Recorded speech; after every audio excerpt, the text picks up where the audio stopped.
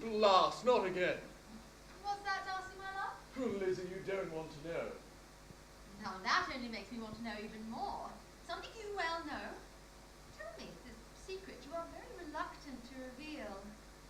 Very well. It's Susan. Susan. Did you say Susan? No, you did say Susan, but... Susan? Susan. Susan, the checkout chick at Coles. She's reading our book again. I'm afraid to say she is. But she can't. She can't possibly. And yet she is. Does she not read any other books? Was there some unusual and highly specific deficiency in her education? Not even something else by Jane Austen, at the very least. Not even that. It's just Pride and Prejudice, again and again and again. But I admit there is wit to our story. Romance. And a satisfying moral of fair portioning out blessings and comeuppances to those who have earned or deserved them. It is a fine tale. But to read it this many times, it's morbid monomania, something I cannot condone. I'm starting to feel a little guilty. You? Guilty? Why? Well, it has been a while since you had a boyfriend. And, well, as you know, I'm unusually handsome. And in possession of good fortune. It's natural that she is beguiled. In possession of good fortune, perhaps, but no longer in want of a wife, need I remind you? Lizzie, it is you I love. I was merely speaking in the literary sense. I don't know what that means. But, more importantly, what are we to do? Oh, Lizzie, I only wish I knew. Her mother was the same way. Oh, Jesus! What are you doing here in Pimberley? I had to get away from my disciples. Those guys can be really clingy. Yes, back to Susan. As I was saying, her mother was the same way. Would only ever read the Bible, completely obsessed with the thing. It's all well and good to enjoy it. The Bible is a fine book. The greatest story ever told. Well, I'm personally partial to Middlemarch, but I will cede the point.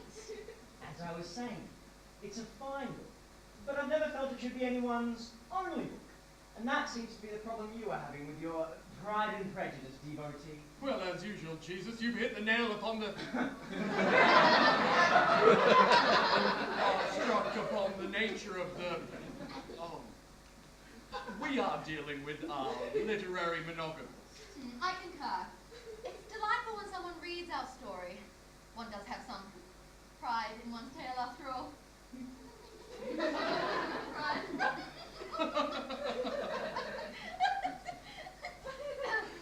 But this, well, obsession is really the only word for it. It's a bit much. She was in a high school when she first read our book, and it feels as though she hasn't changed or learnt anything since then. She's just letting life pass her by. I, for one, feel our book should have more edifying effects on its reader. Tell me about it. Sorry. Introductions. Captain James Tiberius Kirk of the Starship Enterprise. And this is my friend, Lieutenant Spock. We also have some really, really, really annoying fans. Like, you have no idea. It is likely my Vulcan heritage speaking through me, but I believe that we can solve Susan's problem logically. It seems that she suffers from a lack of self-esteem, which is severely limiting her ambition. Instead, she has retreated to the elaborate, unrealistic fantasy world of Jane Austen. The best solution is for her to return to school and complete her education. This will improve her self-esteem and lead to future opportunities such as boyfriends and more rewarding employment. I believe her 21st century Earth government will even provide her with an income while she studies. For 6 months. Well done, Spock, you've done it again. I mean, some days, man, I could just kiss you. If you're a woman, which you're not.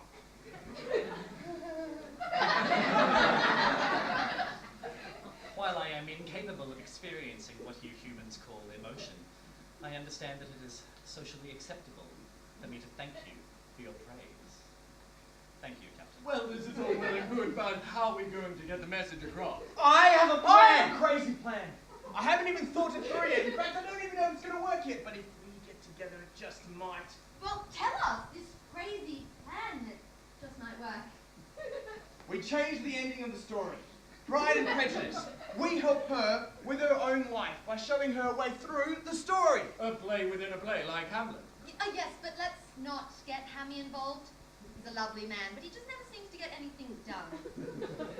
Darcy and I are all for your clever little stratagem. Do you need any help? Ah, Jesus. Would you like playing a zombie? Always been interested in amateur dramatics.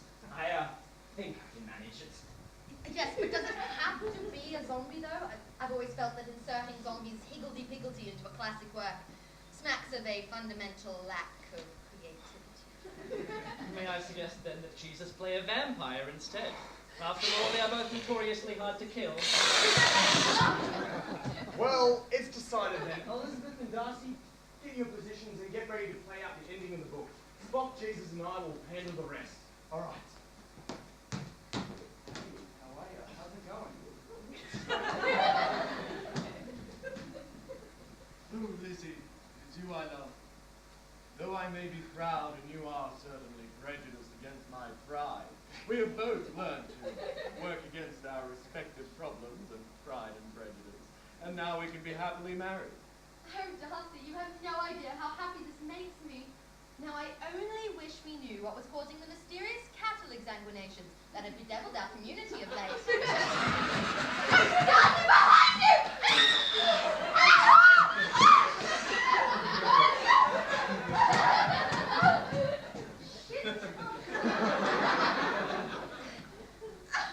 Darcy, whatever will I do now? Oh, you'll have to go on without me, Elizabeth.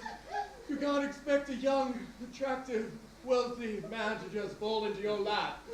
Fortunately, there is financial assistance available for those who want to improve their skills. Go to university, complete your education.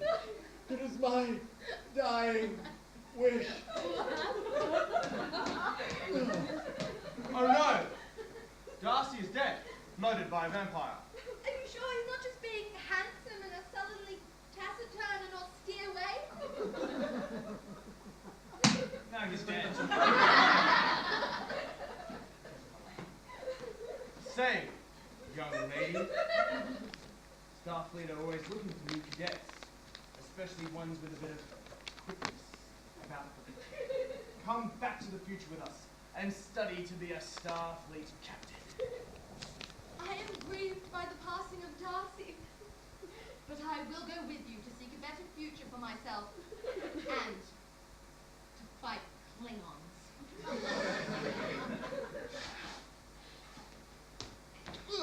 Well, I'm a vampire now, but where is Elizabeth?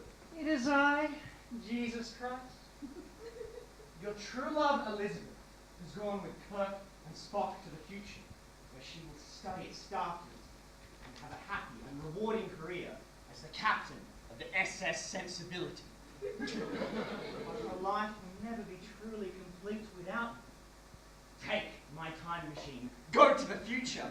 Now that you're a vampire, you're even sexier. You're right. I am sexier. But wait, you have a time machine. Well, not personally. I borrowed it from a doctor friend of mine. It's the blue box type thing parked just outside. Quickly, go to it! Or not quickly. It's a time machine. You can go not quickly if you want to. I must stay here and deliver the epilogue. So it was that by studying at Starfleet, Elizabeth Bennet became all that she could be. And while it seemed like she had lost her true love, Darcy, forever, they were ultimately reunited, thanks to Jesus and his borrowed time machine. So it was that everyone learnt to open themselves up to a wide variety of literary influences, whether they be Jane Austen, fan, Trekkie, or insane religious fanatic. For example, lately I've been reading The Hunger Games. Ah! I can't believe I'm late. I had to get through 600 pages with no plot development. What is this shit? It's all over. Did I miss it? I'm sorry, Harry. This is fucking bullshit! I'm Harry fucking Potter!